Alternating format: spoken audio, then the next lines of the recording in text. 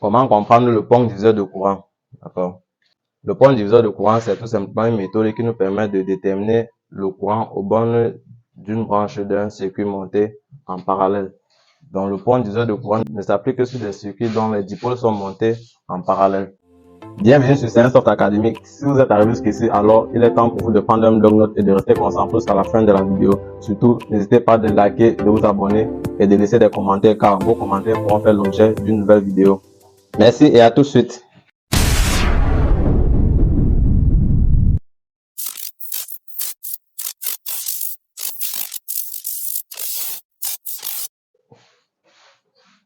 Prenons l'exemple de ce circuit.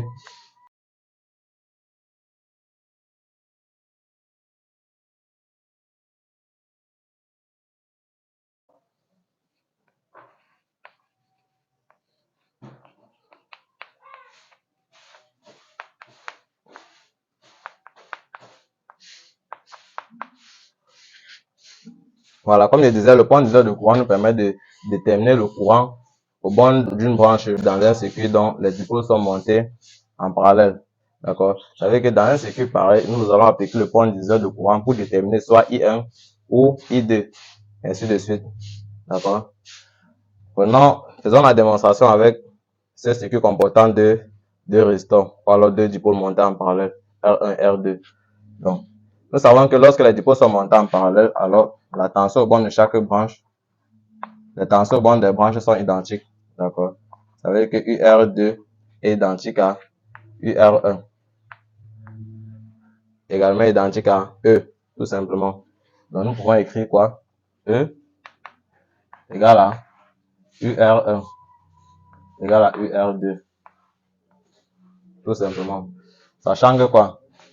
Sachant que UR1 égale à R1 I1 et que UR2 égale à R2 I2. D'après la loi d'Ohm. D'accord? D'après la loi d'Ohm, nous avons ceci.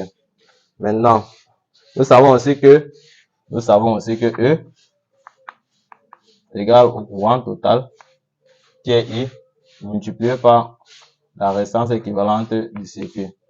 Donc, nous savons ceci. D'accord? Nous avons cette information aussi. Or, la résistance équivalente de ce circuit, c'est quoi? La résistance équivalente ici représente quoi? Deux dipôles montés en parallèle. Ça veut dire que la résistance équivalente ici, tout simplement, c'est 1 sur R1 plus 1 sur R2. D'accord? Tout simplement, R équivalent égale à quoi?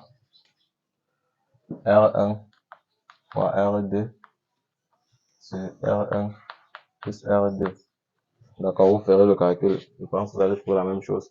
Donc, voilà notre résistance équivalente. D'accord. Maintenant, si nous revenons là, nous avons dit quoi? Nous avons E. Je rappelle, nous avons E égale à I fois R équivalent. D'accord. Sachant que E égale à UR égale à UR2. Donc, E, nous pouvons dire que E égale à quoi? À R1 I1. D'accord. Ou aussi dire que E égale à R2 I2. D'accord. Ce qui est vrai. Voilà. Donc, nous avons E égale à I fois R qui, d'accord, qui est égal à R1 fois I1, qui est égal à R2 fois I2. Voilà. Comme nous l'avons écrit précédemment. Ce que nous voulons faire, c'est quoi? C'est déterminer le courant I1 au bord de R1 ou alors le courant I2 au bord de R2. Tout simplement, nous pouvons donc tirer dans cette équation. Vu que nous avons ça, qu'est-ce que nous pouvons dire? C'est qui va dire quoi? I fois R qui est égal à R1 I1. Ça veut dire que I1 tout simplement est égal à quoi? À R qui sur R1 multiplié par I. Voilà. Tout simplement. Maintenant, si nous remplaçons R qui, d'accord? Si nous remplaçons R qui par sa valeur qui est quoi? C'est ici. Et qui va dire que I1 égale à quoi? R qui est R1 fois R2 sur R1 plus R2 et tout sur R1 multiplié par I. Donc, ça va me donner quoi? Je vais simplifier le R1, puisque j'ai fait la première façon multiplié par l'inverse de la seconde. Vous avez tout de suite deviné Ça veut dire que I1 égale à quoi? I égale à R2 sur R1 plus R2 multiplié par I. Voilà. Ça, c'est une méthode qui marche rapidement pour un circuit comportant deux dipôles montés en parallèle. Ça veut dire que je prends tout simplement par I1, CV I1 au bord de R1. Je prends directement la résistance opposée qui est R2, qui va multiplier par le courant total I sur la somme des deux résistances. D'accord? Tout simplement. Donc, I1, c'est R2, la résistance opposée, fois I sur R1 plus R2. Mais là, cette information, alors cette formule est limitée pour des circuits comportant seulement deux dipôles montés en parallèle ou alors deux résistors. Maintenant, si vous voulez aller plus loin, d'accord, voici la formule qui est conseillée. Voilà. Ça veut dire que si nous avons 1000 résistors, si nous avons autant de résistors montés en parallèle, ce que nous allons faire, c'est quoi? Donc, si nous avons n résistors, donc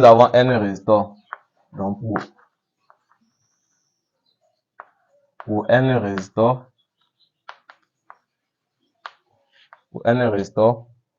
virgule, on a IN égale à quoi? À R qui sur quoi? Sur Rn multiplié par le courant I. Ça, c'est le pont diviseur de courant. Donc, on n'est plus jamais raté. Peu importe le nombre de résistors que vous avez là en parallèle.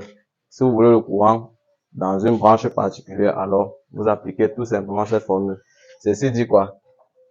Si je veux I2, je vais dire quoi? Je vais dire I2 égale à R et qui sur R2. Je remplace tout simplement N par 2 multiplié par I. Tout simplement.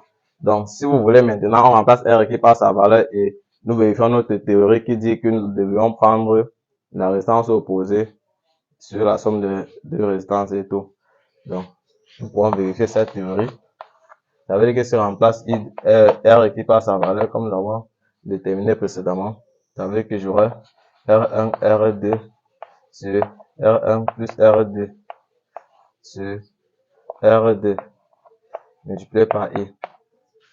Quand je vais faire première fraction multipliée par l'inverse de la seconde, je vais simplifier le R2. D'accord? C'est qui va me donner I2 égale à quoi? À R1 sur R1 plus R2. Je peux multiplier par I. Tout simplement. Donc, ça c'est l'application du pont diviseur de courant.